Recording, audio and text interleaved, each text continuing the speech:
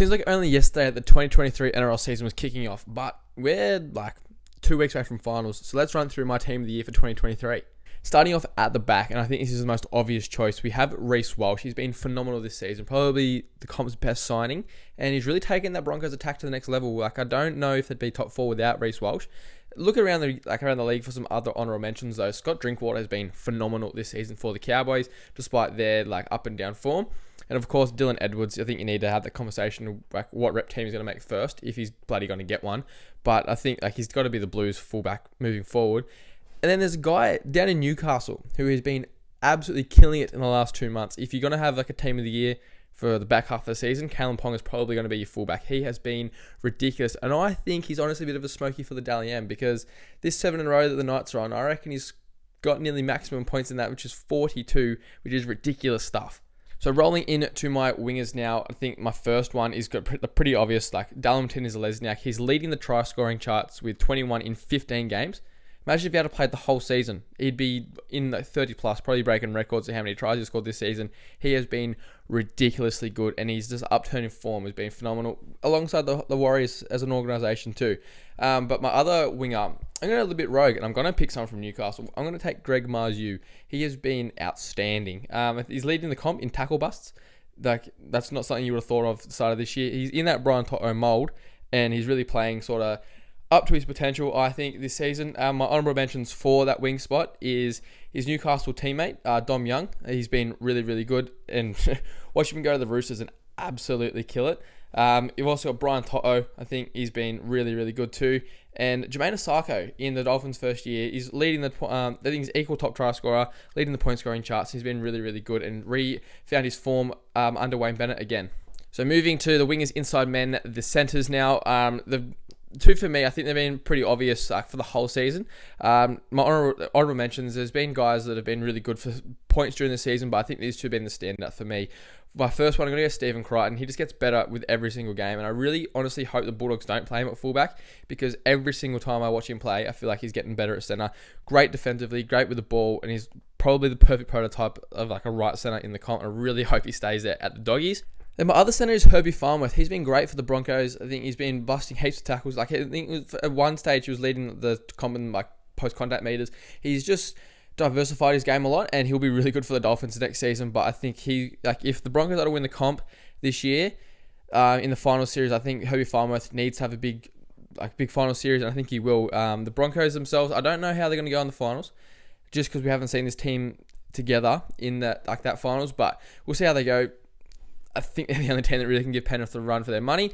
But honourable mentions, Campbell Graham. I think until the last 6 weeks, he has been outstanding. The Rabbitohs as a whole in the last 6 weeks haven't been great, which is why I don't think his form has been that good. But I don't know how he missed out on Origin. The first half of the year, he was phenomenal.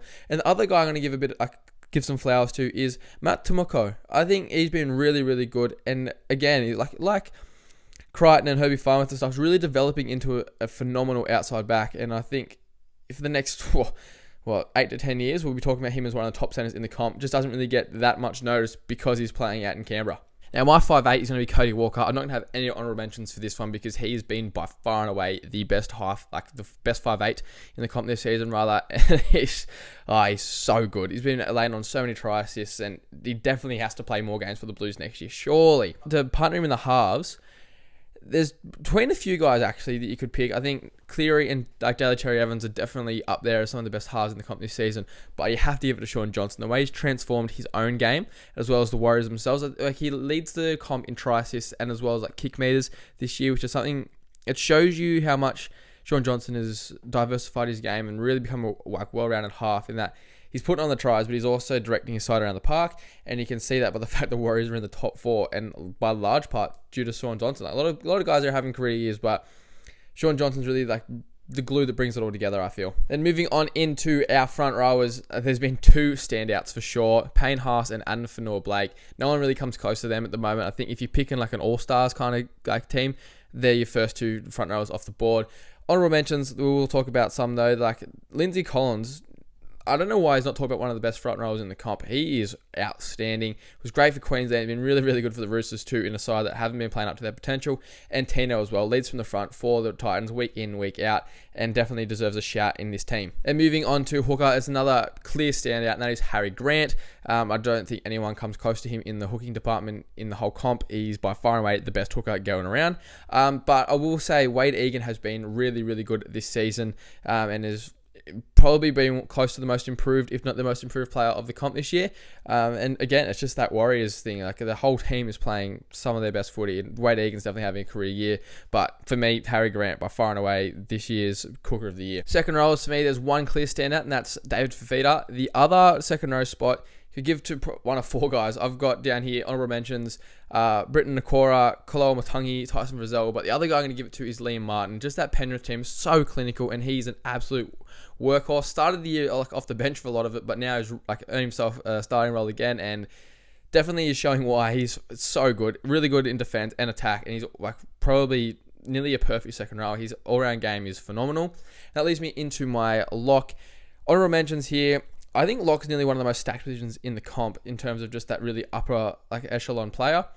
Honorable mentions, I got Cameron Murray, Tohu Harris, and Isaiah Yeo, who you could talk about all three of those for hours on end. Each of them have been phenomenal this season. But Patrick Carrigan, not by far and away, but probably just pips them, has been the best lock this year.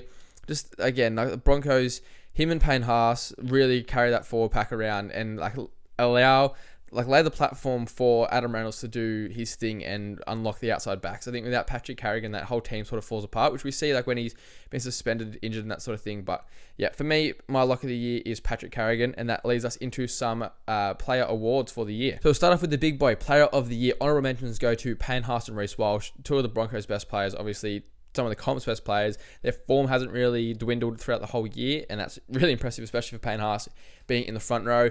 But player of the year, I spoke about him before, Sean Johnson. Just the way that his ability to transform his own game, and just like he was one of my favourite players growing up, and it's almost like watching a different Sean Johnson now with how much he's changed his game, but he still has those moments of brilliance. Scored a couple tries this year just off the right foot. So good to watch. But yeah, my player of the year, Sean Johnson. I really hope he gets the Dally M. I think that'd be awesome. Moving on to Rookie of the Year, between two guys, Dream Buller and Jacob Preston. I think Jacob Preston has a little bit of Bulldogs tax on him, and what I mean by that is Bulldogs fans are very loud in the community, and like it's just good, and they back their own players and stuff, but they talk about him, like they talk about him as being one of the best second rows in the comp, which he has been, but I don't know if he's making my team of the year. Obviously he didn't, but again, I think it might be because he stands out in a lesser team because the Tigers are awful. But my rookie of the year is going to be Jareem Buller. I think I just love his effort. He plays purely on effort. He's obviously got a lot of ability, but he's the kind of guy that he'll be in the NRL for 10 plus years, just based purely on the foundations of his game. And I think he'll get a move probably away from that club and really excel. Like who that is too, I don't know.